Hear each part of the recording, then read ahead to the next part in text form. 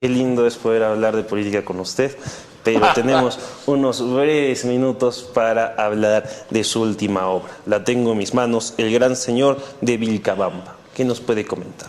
Bueno, así en resumen, esta es una crónica que pasó en el 2011, cuando se dio a conocer el señor de Vilcabamba. Mira, tres cosas puntuales, por el tiempo.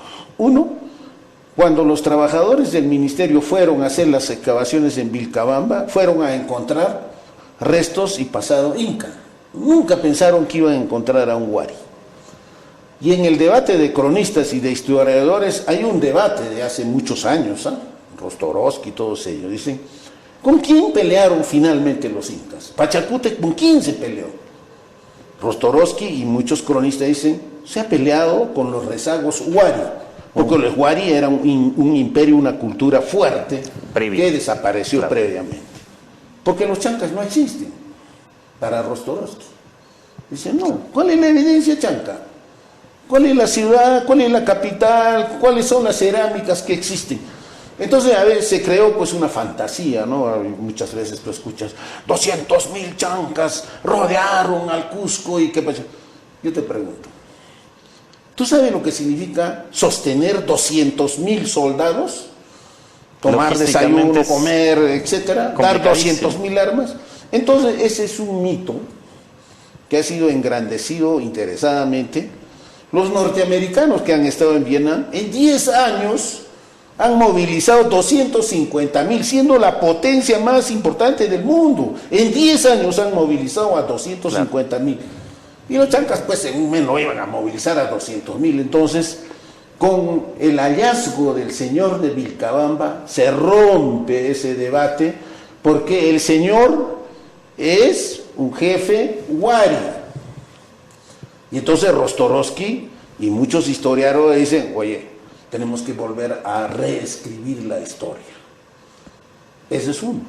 El segundo tema es que en ese proceso de excavaciones varias veces pasó la columna de Sendero Luminoso.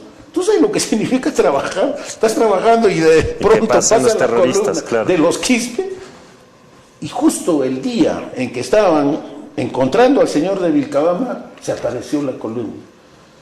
Pero como estos quispes y estos senderistas eran una sarta de ignorantes, no entendían la grandeza de lo que sabían, de lo que estaban encontrando, ¿no? Y se fueron. Y tercero, que es también que rompe este mito. El Ministerio de Cultura se amarró con el Diario del Comercio para dar en exclusivo esa noticia. Yo estaba de director de correo esa época en Cusco. Recibo una llamada de Mariátegui y me dice, oye, tiene que conseguir una información grande que van a dar sobre Vilcabamba. Nadie sabía, era un secreto. Era un secreto. Como yo dije, tengo amigos en el ministerio, voy a conseguir. Y no se podía, me cerraron. Me dijeron, mira Jesús, no, es imposible.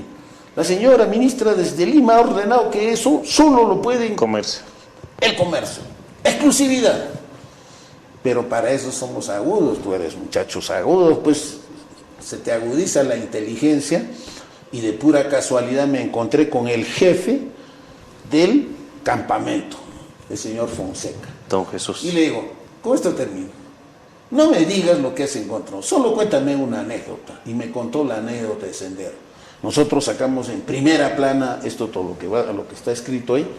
Durante una semana salió en el diario Correo. Y le sacamos la mugre pues al comercio. Le ganamos por puesta de mano la información. Esas tres cosas están graficadas en este libro. Así que ya saben, vayan a buscar a sus librerías. ¿Dónde lo pueden comprar, don Van a estar en todas las librerías de Cusco. Genial. En los próximos días, sí. Entonces, búsquenlo, El Señor que venció al tiempo y a Sendero Luminoso. El Gran Señor de Vilcabamba. Un poco de historia. Esas historias que llenan el alma y que nos hacen conocer un poco más de nuestro Perú. Los dejamos.